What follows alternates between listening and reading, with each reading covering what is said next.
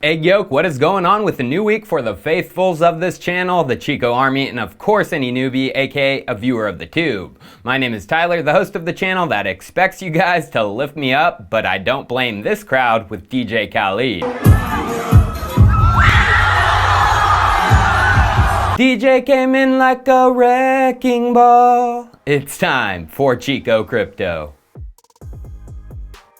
Well, we did it, boys and girls. A big resistance was officially hit yesterday on Sunday. Bitcoin finally made the move and for a second smashed through that psychological number 10K. Bullish and a very good sign, yes, in the short term, because we have broken that pattern of a series of lower highs, which began on June 1st and ended on July 1st, when we hit the last lower high of around 9,230. So good on a 1 month time scale, but like I mentioned, this is the big resistance, and this will be a major test for where the markets are going to go in the medium to long term. Pulling out an expanded chart since September 1st of 2019, almost 1 year ago, that is why it's important. 10K, we dropped off from that level then, and we have officially tried to break it 3 times. Once in February of this year, once in May of this year, and once in June of this year. And now here we are on our 4th attempt at the end of July. It's important because a 4th rejection in 7 months, and if it's steep, wouldn't be bullish. Why? Well, just like any asset, prices only sustain an increase if there is an increase of new money that wasn't there before buying up the assets, and it continues. That's how any market works. It's all about bringing in new speculators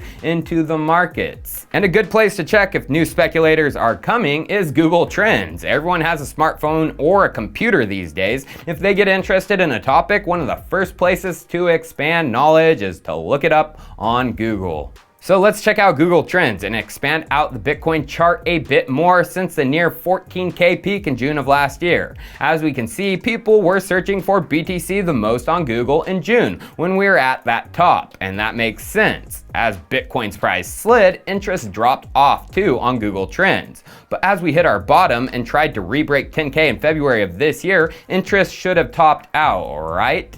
Yeah, it grew a little bit, but we got more interest when the price took a fatty old dip in March, down to the 5K levels. But then, in May of this year, interest on Google peaked even further than when the prices were falling, when we tested 10K. But since, interest has fallen off a cliff, even though we have tested 10K once more in June, and once again yesterday. So it looks like to me they're going to have to pump those prices higher if they want any official new blood into the markets, and much higher if global interest wants to get anywhere near where we got in 2017, when 20K BTC was hit, as we are nowhere near that.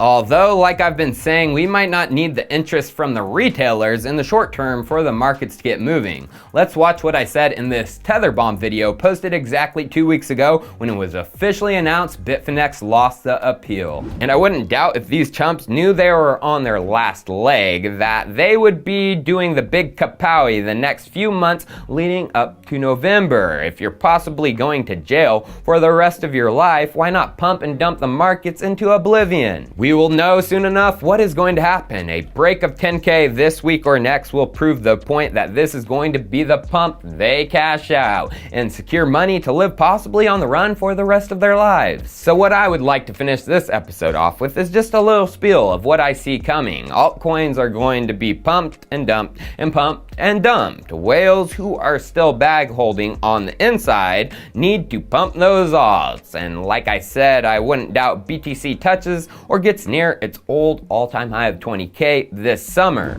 Making the call of getting to this 10K level in a couple of weeks, people probably thought I was crazy, and it wasn't looking good. We were just above 9.2K, and a couple days after, we even got close to 9K. But it's getting hot since, so if we officially crack that 10K number, it might be a bullish hot summer. And I think it will continue, my friends, because Finance 1.0 isn't going to drop now. Why, you ask? If you haven't noticed, the populations are being taken for everything we have to prop up corporations. For example, in Europe, the European Union agreed upon a $2 trillion relief plan, which we already know the US has pumped $2.4 trillion combined with all of its relief Relief and CARES Acts passed. But 2.4 trillion frickin' dollars isn't enough to save us here in the US. Last week we were supposed to get another bill passed, but due to disagreements, it has been delayed. How much is this one? Well, the article says, with the delay, Republicans won't roll out their roughly 1 trillion legislation until next week, further compressing an already tight timeline to reach an agreement with Democrats and pass a 5th coronavirus relief bill. So this week, another trillion or more will be injected, bringing us to possibly $3.5 trillion.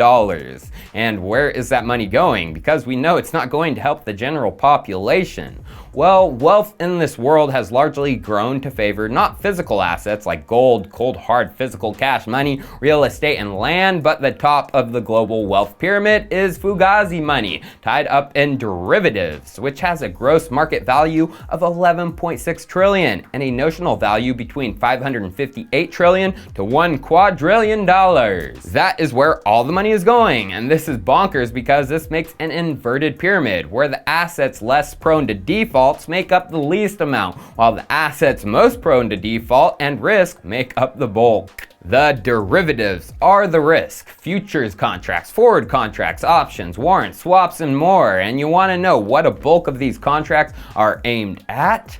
Corporations and their stonks. This February Wall Street on Parade article titled "Wall Street Banks, Insurers Sell Off, Dangerously Linked by Derivative Trades" covers it well. It states, the most recent report from the regulator on national banks, the Office of the Comptroller of the Currency, shows that as of September 30th, 2019, these 5 Wall Street behemoths held the following amounts of notional derivatives, face amount. JP Morgan Chase held 54.9 trillion. Goldman Sachs Group accounted for 50 trillion. Citigroup 49.4 trillion. Bank of America 39.3 trillion, while Morgan Stanley sat on 36.2 trillion. Just these 5 bank holding companies represented 85% of all derivatives held by more than 5,000 federally insured banks in the US. So all of that stimulus money, we know who it was for. It was to save those wise guys who hold all the risks, the big Wall Street behemoths who cater to Wall Street on a level that has gotten disgusting since the last financial crisis.